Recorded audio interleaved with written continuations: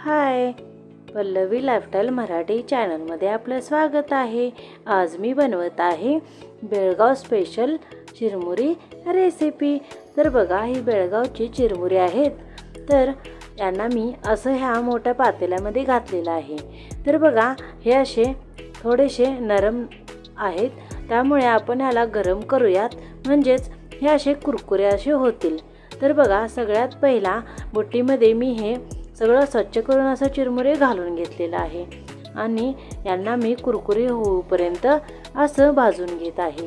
तर बघा, या प्रकारे आपल्याला भाजून घ्यायचं आहे, म्हणजे हे चिरमुरे जे आहेत ना असे कुरकुरे होतील। तर बघा, असे प्रेस केल्यानंतर एकदम त्याचा असा चुर्रा होतो, म्हणजेच आपले हे जे चिरमुरे आहेत चांगले कुरकुर झालेले आहेत। तर चला, याच बुट्टीमध्ये मी घातलेलं आहे तेल। तर तेल थोडं गरम झालेलं आहे, यामध्ये घालून घेऊयात आपण कढीपत्ता।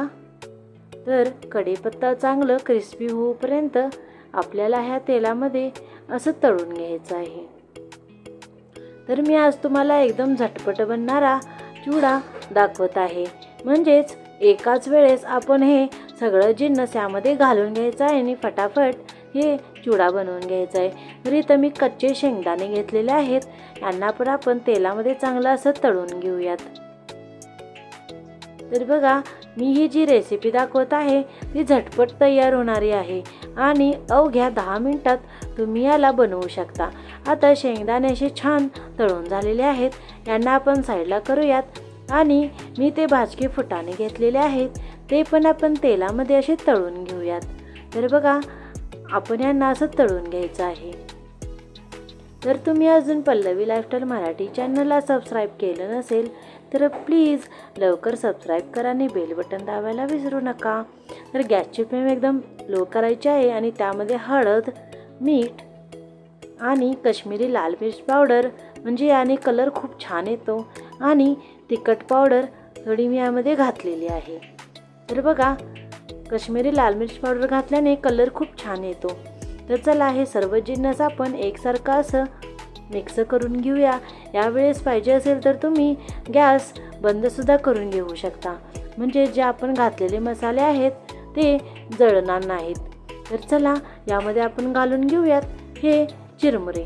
तर चला, चिरमुरे घालून झालेले आहेत, तर यांना आपण चांगलं एकजीव आणि एकत्र करून घेऊयात, म्हणजे सगळा जो मसाला आहे चिरमुऱ्यांना चांगला लागेल। तर चला, या प्रकारे मी याला मिक्स करून घेत आहे। तर लवकरच पल्लवीज लाईफस्टाईल मराठी चॅनलला लाईक करा, शेअर करा आणि सबस्क्राईब तर कराच करा, आणि माझी ही व्हिडिओ लास्टपर्यंत जरूर बघा। तर बघा, हे मी असं चांगलं असं मिक्स करून घेतलेलं आहे। तर मिक्स केल्यानंतर आपण यामध्ये घालून घेऊयात 1 चमचा धन्याची पावडर। तर धन्याची पावडर कशी बनवावी याचा व्हिडिओही माझ्या चॅनलवर आहे, तुम्ही बघू शकता। आणि यामध्ये मी घातलेलं आहे साखरेचं पावडर। तर तुम्ही साखरला मिक्सरमध्ये घालून अशी पावडर बनवू शकता, याला पिठी साखर सुद्धा म्हणतात। तर चला, हे सगळं जिन्नस आपण मिक्स करून घेऊयात। जर तुम्ही या प्रकारे चिवडा बनवला तर विकतचा चिवडा कसा असतो तशीच याची टेस्ट येते। तर बघा, या प्रकारे मी याला मिक्स करून घेतलेलं आहे आणि याला थंड झाल्यानंतर पॅक बंद डब्यामध्ये तुम्ही घालू शकता। 1 ते 2 महिने हा चिवडा खूप चांगला राहतो। Thanks for watching. Thank you so much. Please subscribe.